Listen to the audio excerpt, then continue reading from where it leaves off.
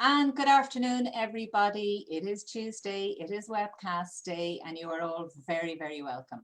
And today we are talking imposter syndrome, and it is definitely something that has impacted on me over the years. And I know for a fact an awful lot of people it has impacted on them too. So I brought on somebody who knows about it, and that is Aoife O'Brien from Empowerment Coaching. And Aoife, you are very, very welcome today to our webcast. And tell us a bit about yourself and imposter syndrome. Thanks so much, Barbara. I'm absolutely delighted to be here today. God, where do I start? So I am studying part-time for a master's in organizational behavior. I left my corporate job after 17 years. Well, I wasn't 17 years in the one job. I left my job 2 years ago and I set up my business just over a year ago. And imposter syndrome is something that I wasn't even aware of it till maybe about 7 years ago. And a friend of mine pointed out, I got promoted to quite a senior position in work. And a friend of mine pointed out, she goes, "It sounds like you might have imposter syndrome." And I was like, "What's that?"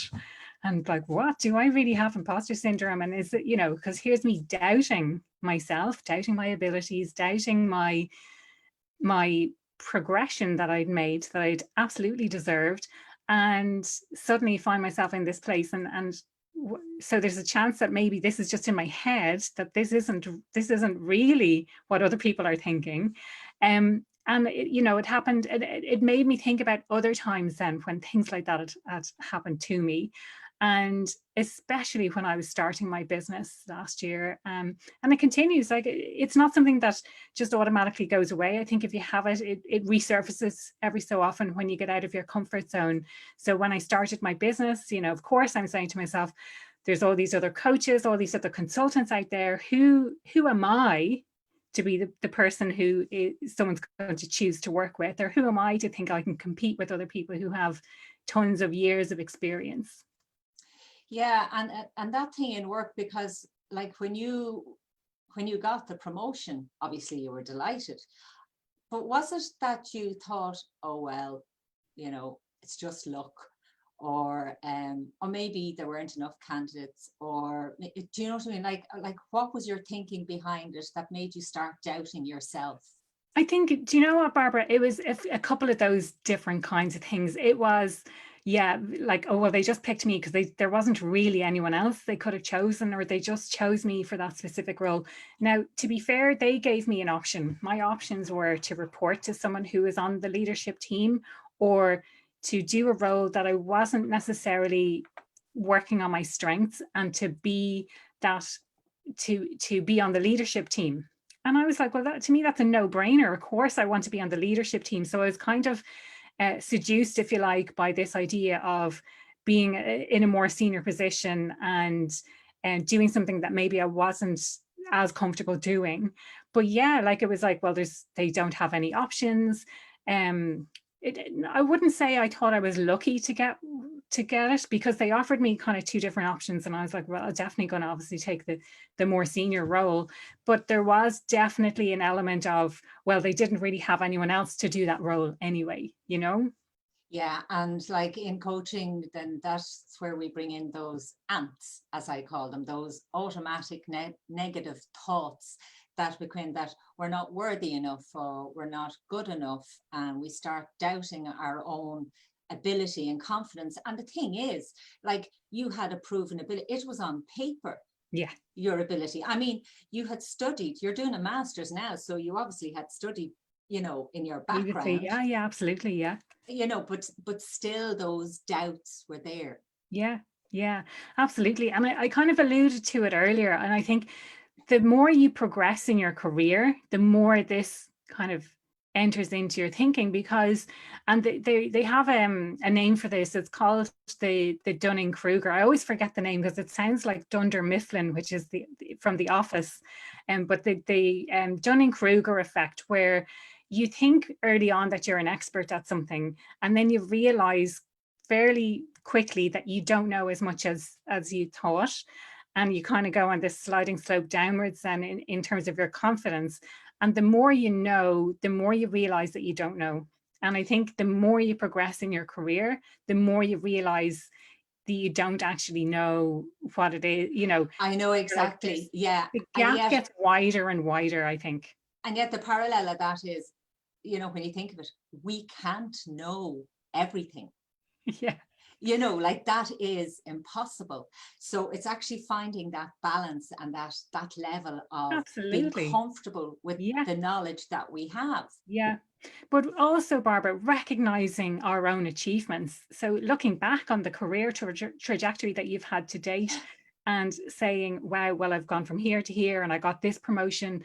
And do you know what? I helped other people to be promoted as well. And these are all the things that I've learned along the way. So there might be a gap, a perceived gap of what I don't know, but actually look at everything that I do know already. And like you say, we can't be expected to know all of the answers.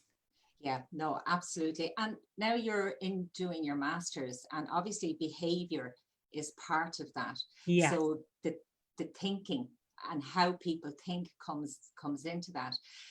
Have you come across anything? Is it more a male or a female thing, or have you come across any research on that? Do you know what? I've seen a couple of different pieces of research. I think it's thought to be very female driven. And I think there's reasons for that. And I'll talk about those in a minute. But actually, I think it's split between men and women. So women come at it from a different type of approach. Typically, women, and you'll have heard this statistic bandied around before. So, like, let's say there's a job that's open and it has 10 skill requirements, and a man has, say, 6 out of those 10 skills, and a woman has 9 out of those 10 skills. Well, actually, oftentimes a man will say, I'm going to put myself forward for that because whatever I don't know now, I can learn. And a woman will say to herself, well, I only have 9 out of those 10 required skills, so I'm actually going to not put myself forward for this role. So I think it impacts on both men and women, but how we react to it may be slightly different. So I was really, really surprised when I posted something, this is a good few months ago now, on my LinkedIn page all about imposter syndrome. And it was a video of me talking about imposter syndrome and how you might take some steps to overcoming imposter syndrome. So many men reached out, both publicly, commenting on the video, and also privately contacted me and said, thank you so much for naming it. I have had this for years and I had no idea what it was. So, I think it is something that both men and women suffer from. Women, I think, talk about it. So, Yeah. I said to my friend, these are the concerns that I'm having about my job. And she said, that sounds like imposter syndrome. And once you acknowledge what it is, then it makes it easier to deal with it. Whereas men, if they're just either completely ignoring it and going for it anyway, going for whatever it is that they want anyway, or they are not talking about it with anyone and it's not being recognized and they're just kind of suffering in silence. Yeah, and that thing, like, which is great for men to come out, because I would, as you say, women are talkers. We kind of do it naturally. We don't mind, girls that have a problem, and out it comes. Men are less inclined in case they're seen as weak between each other. Like, you'd rarely find, well, in my experience, you'd rarely find like a group of men in the canteen saying, oh, listen, lads, I'm not really comfortable here at this Yeah, spot. yeah. Do you know what I mean? I don't think I'm good enough to do the job that Yeah, I have. I don't think you'll hear a guy saying that. Well, the funny thing is with that is that there's a huge amount of shame associated with it. So if you imagine being in the scenario, like I could never imagine having said to any of my colleagues, listen, I feel like maybe I'm not good enough to do this job.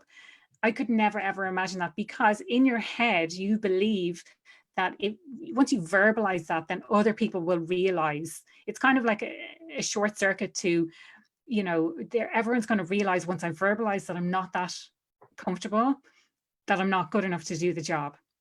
It's this kind of thwarted thinking that's going on in your head. And yeah, it really, really impacts. So there's a huge amount of shame associated with it, and you're afraid to even acknowledge it at times.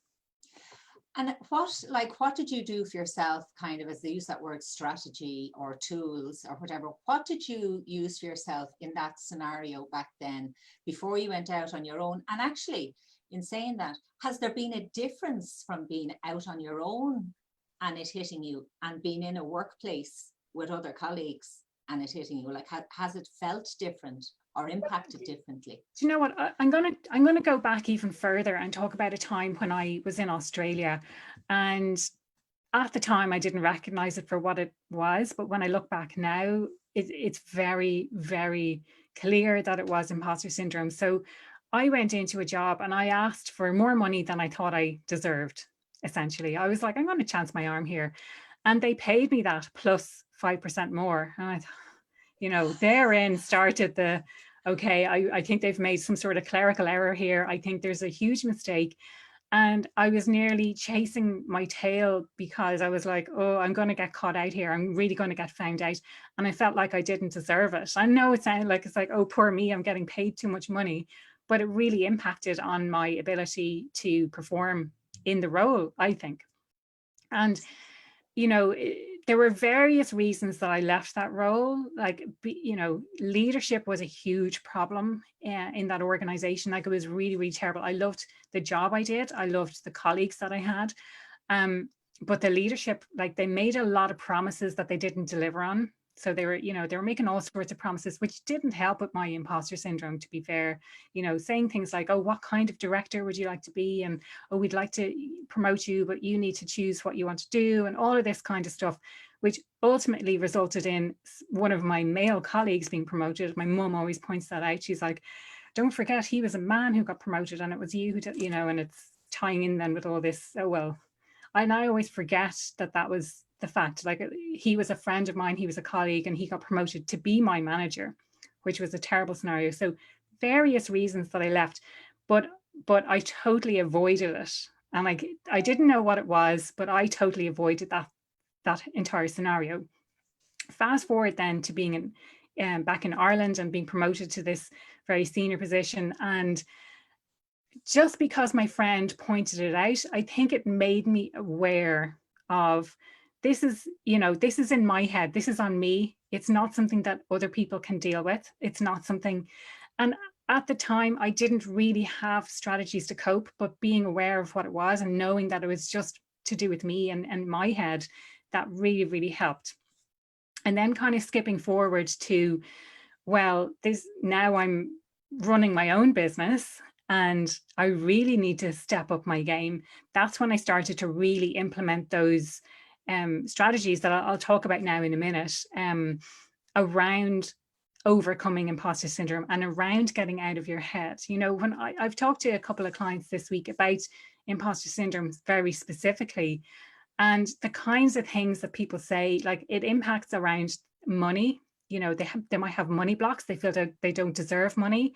They would work with clients for free, or, someone said, I could have all of these clients. Oh, but that doesn't mean that I'm being greedy and having all this money. And it's like, that.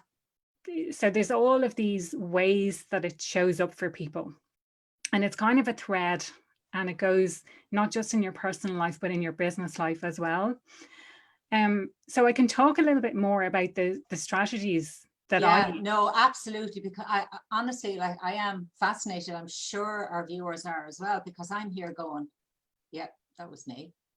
Yeah, do you know what I mean? Like, and it is ringing true. And like that, I have used that expression just because I have loads of clients or whatever. Now, it doesn't mean I'm making, I have done that. Yeah. And not even realized it, only now that you have said it. Yeah. And it's almost being apologetic. It is. I'm not greedy. I'm not a money grabber. And, it's this whole thing. Yeah. No, definitely go into the strategies, because brilliant. I am absolutely all ears here. So I've simplified it, and I talk about the ABC approach. Now, I've spoken about already. It's really about acknowledging. So acknowledging first and foremost what it is. It's a voice in your head. It's called a syndrome, but it's not a proper medical syndrome. It's self-doubt on steroids, I call it. It's this, you know, it's a voice in your head saying, you're not good enough to do this. You're doing, you know, you're not good enough. Who do you think you are? People are going to find you out, and you're a total fraud, and you have no idea what you're talking about. So first of all, acknowledging that, but having that awareness around it and recognizing when it happens as well. So just being like, okay, what's the voice saying? Acknowledging it to someone else really helps as well. So I often talk to a friend of mine, and I've named mine Sandra. So she'd be like, what's Sandra saying to you now? And I'd be like, well, I'm not good enough. I don't have any experience doing that, you know? And she's like, well, forget that. What about the experience that you do have? And, you know, so I suppose it's twofold. It's acknowledging it to yourself, but acknowledging it to someone else. And so that you can kind of talk about it. So that's the A in the ABC. And then the B is around belief. So what are the beliefs that you have around that? So I find it really useful. So I've got a pen here. Like if you write down, when you hear what that voice is saying, write down what that voice is saying. So you'll be familiar with this, Barbara, from coaching and positive affirmations. So this would be like the limiting belief that you have. What are those beliefs? And get them out there. And as they pop up, write down more. And then what you can use is you can flip those beliefs into something positive. So you can take something like, I'm not good enough, to I try my best every day, or whatever is true for you, but flip it to something that is positive and something that you believe, that you genuinely believe, and that you can say to yourself and remind yourself when that voice says, but you're not good enough to do that. You don't have enough experience, or who do you think you are to be charging that amount of money, or whatever the case might be. Another really important and great way to get more belief in yourself is, well, first of all, to look at past feedback that you've had from clients, because I'm sure there's been people who've said, well done, you've done a really great job there. Or it could be something like that they that you've done a good job, or you've done a great presentation, whatever it might be. Any feedback that you have had from the past, and document it in some way so that you can refer back to that.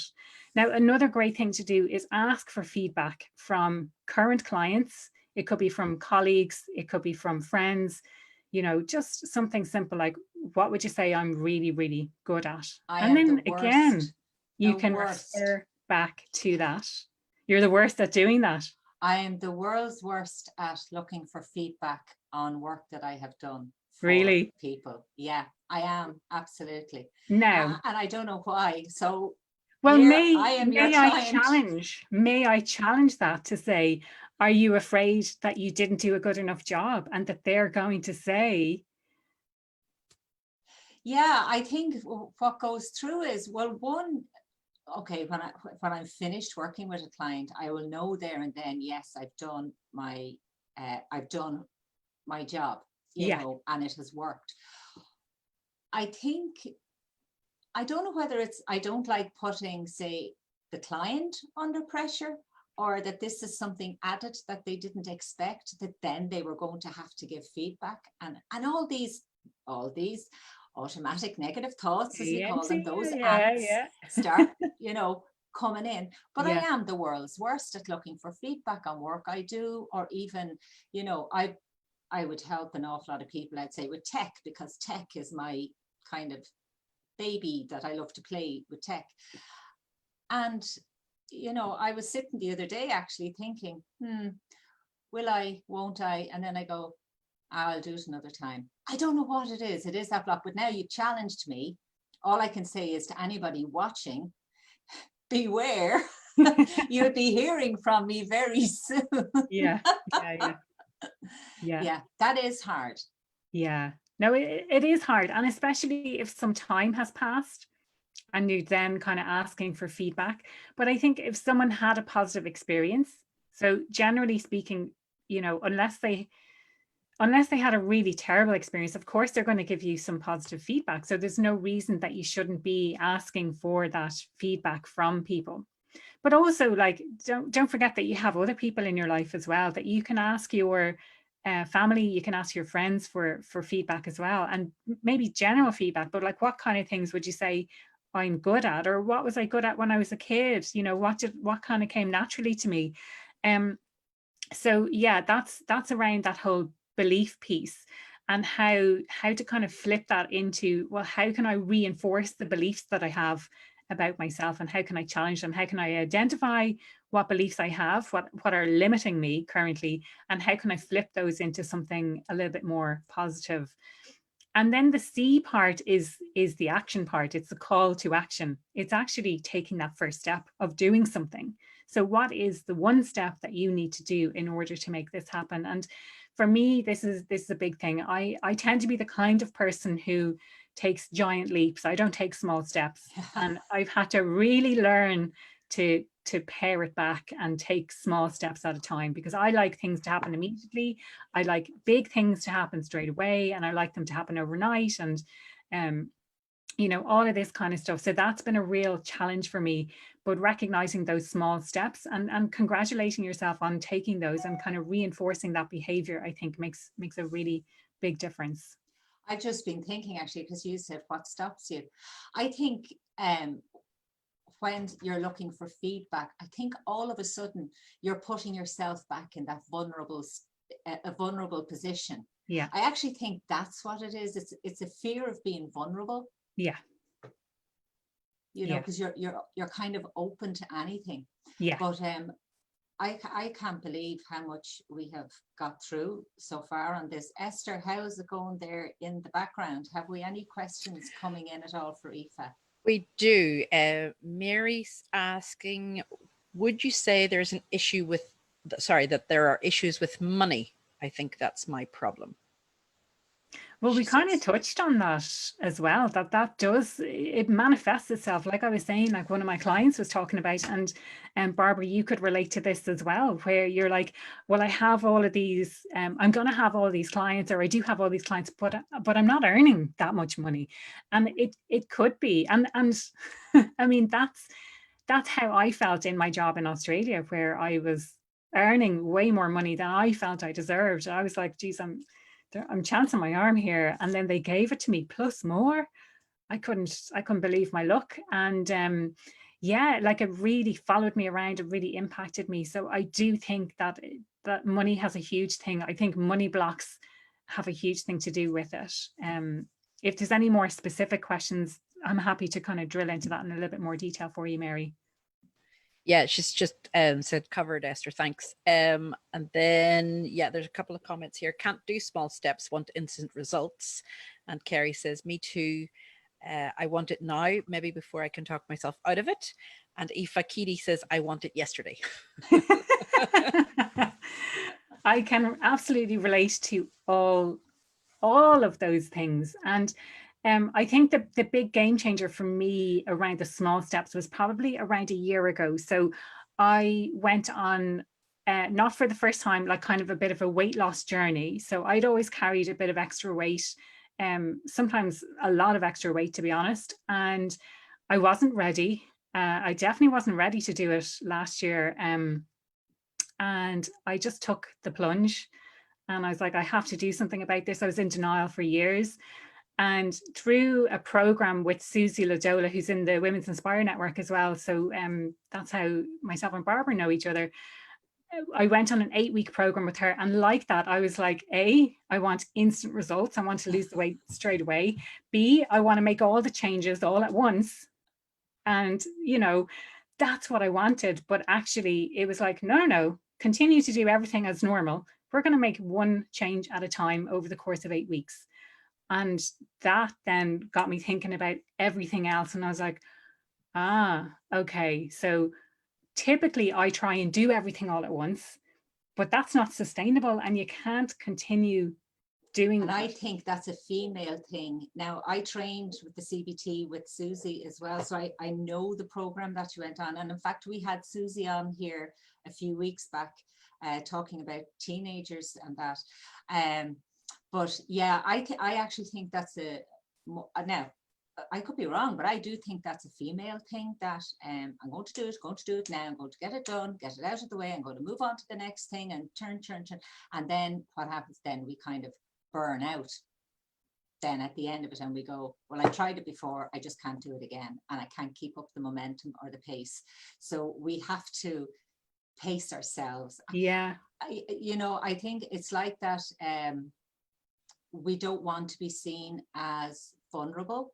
So the overwhelm then that comes with that, we try and fight against it, but we kind of fight against it too hard.